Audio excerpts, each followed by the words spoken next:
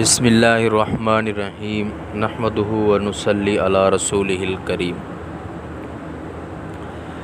امام غزالی رحمۃ اللہ علیہ فرماتے ہیں، جس شخص کی صحبت اختیار کی جائے تو اس میں 5 چیزوں کا ہونا ضروری ہے۔ نمبر 1، وہ صاحب عقل ہو، اس لیے کہ عقل اصل راس المال ہے۔ بے وقوف کی صحبت میں، اس کی مجلس میں، اس کی دوستی میں کوئی فائدہ نہیں ہے۔ اس کا انجام کار وحشت اور قطع رحمی ہے۔ حضرت سفیان ثوری رحمۃ اللہ علیہ تو یہاں تک بھی نقل کرتے ہیں، احمق کی صورت کو دیکھنا بھی گناہ ہے۔ دوسری چیز یہ ہے کہ اس کے اخلاق اچھے ہوں۔ جب آدمی کے اخلاق خراب ہوں تو وہ عقل پر بسا اوقات غالب آ جاتے ہیں۔ ایک آدمی سمجھدار ہے، بات کو خوب سمجھتا ہے، لیکن غصہ، شہوت، بخل وغیرہ اس کو اکثر عقل کا کام نہیں کرنے دیتے۔ تیسری چیز یہ ہے کہ وہ فاسق نہ ہو، اس لیے کہ جو شخص اللہ جل شانہ سے بھی نہ ڈرتا ہو، اس کی دوستی کا، اس کے تعلقات کا، اس کے ساتھ نشست و برخاست کا کوئی اعتبار نہیں ہے۔ نامعلوم کس جگہ دھوکہ دے جائے، نامعلوم کس جگہ کسی مصیبت میں مبتلا کر دے۔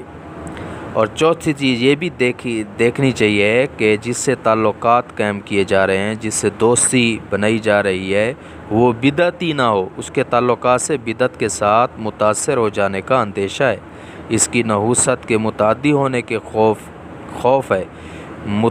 بدعتی اس کا مستحق ہے کہ اس سے تعلقات اگر ہوں تو وہ منقطع کر لیے جائیں، نہ یہ کہ تعلقات پیدا کیے جائیں۔ پانچویں چیز یہ ہے کہ وہ دنیا کمانے پر حریص نہ ہو، کیونکہ ایسے آدمی کی جب ہم دوستی اختیار کریں گے تو یہ زہر قاتل ہے۔ طبیعت تشبہ اور اقتداء پر مجبور ہوا کرتی ہے اور مخفی طور پر دوسرے کے اثرات لیا کرتی ہے۔ یہ تو امام غزالی رحمۃ اللہ علیہ فرماتے ہیں۔ اور آگے امام باقر رحمۃ اللہ علیہ فرماتے ہیں کہ مجھے میرے والد حضرت زین العابدین رحمۃ اللہ علیہ نے وصیت فرمائی، 5 آدمیوں کے ساتھ نہ رہنا، ان سے بات بھی نہ کرنا، حتیٰ کہ راستہ چلتے ہوئے ان کے ساتھ راستہ بھی نہ چلنا۔ نمبر 1، فاسق شخص کو تجھے ایک لقمہ بلکہ ایک لقمہ سے کم میں بھی فروخت کر دے گا۔ میں نے پوچھا، ابو جی ایک لقمہ سے کم میں فروخت کرنے کا کیا مطلب ہے؟ فرمایا، ایک لقمہ کی امید پر وہ تجھے فروخت کر دے، پھر اس کو وہ لقمہ بھی جس کی امید تھی نہ ملے، محض امید پر فروخت کر دے۔ نمبر 2، بخیل کے پاس نہ جانا، وہ تجھ سے ایسے وقت میں تعلق توڑ دے گا جب تو اس کا سخت محتاج ہوگا۔ نمبر 3، جھوٹے آدمی کے پاس نہ جانا، کیونکہ وہ قریب کی چیز کو، آپ کے قریب کے فائدے کو دور کر کے دکھائے گا اور دور کے نقصان کو آپ کے قریب کر کے دکھائے گا۔ نمبر 4، احمق کے پاس کو نہ گزرنا، وہ تجھے نفع پہنچانا چاہے گا، فائدہ پہنچانا چاہے گا، آپ کے ساتھ ہمدردی اور خیر خواہی کرنا چاہے گا، لیکن وہ آپ کو نقصان پہنچا دے گا۔ نمبر 5، قطع رحمی کرنے والے کے پاس سے نہ گزرنا، اس کے ساتھ دوستی اور تعلقات قائم نہ کرنا، کیونکہ قرآن مجید میں 3 جگہ اس پر اللہ کی طرف سے لعنت آئی ہے۔ محترم دوستو، بزرگوں، بھائیو، اسی طرح حضور صلی اللہ علیہ وسلم کا بھی ارشاد ہے جس کا مفہوم ہے نیک دوست، اس کی مثال مشک بیچنے والے آدمی کی طرح ہے۔ اگر اس کے پاس بیٹھا جائے، مشک بیچنے والے آدمی کے پاس بیٹھا جائے، وہ تھوڑا سا مشک ہدیہ دے دے گا، اگر ہدیہ نہ بھی دے تو اس سے خرید لیا جائے گا۔ تو اگر دونوں باتیں بھی نہ ہوں تو پاس بیٹھنے کی وجہ سے مشک کی خوشبو سے دماغ تو معطر رہے گا اور راحت انسان کو پہنچے گی۔ اور برا دوست، برا ساتھی، اس کی مثال لوہار کی بٹھی کے پاس بیٹھنے والے کی ہے، اگر اس کی بٹھی سے کوئی چنگاری اڑ کر لگ گئی تو کپڑے جلا دے گی۔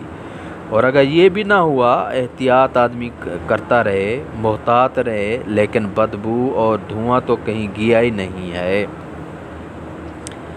تو بہرحال انسان کو چاہیے نیک لوگوں کی صحبت اختیار کرے، کیونکہ نیک لوگوں کے ساتھ بیٹھے گا تو طبیعت اس کا اثر قبول کرے گی اور آہستہ آہستہ اس میں بھی نیکی آئے گی، اور اگر کسی برے آدمی کے پاس بیٹھے گا تو ان کی بری عادات، ان کی بری صفات انسان میں سرایت کریں گی اور اس کو پتہ بھی نہیں چلے گا۔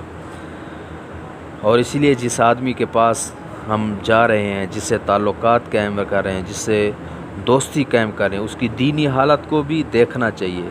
بے دینوں کے پاس کثرت سے بیٹھنے سے بے دینی آدمی میں پیدا ہوتی ہے۔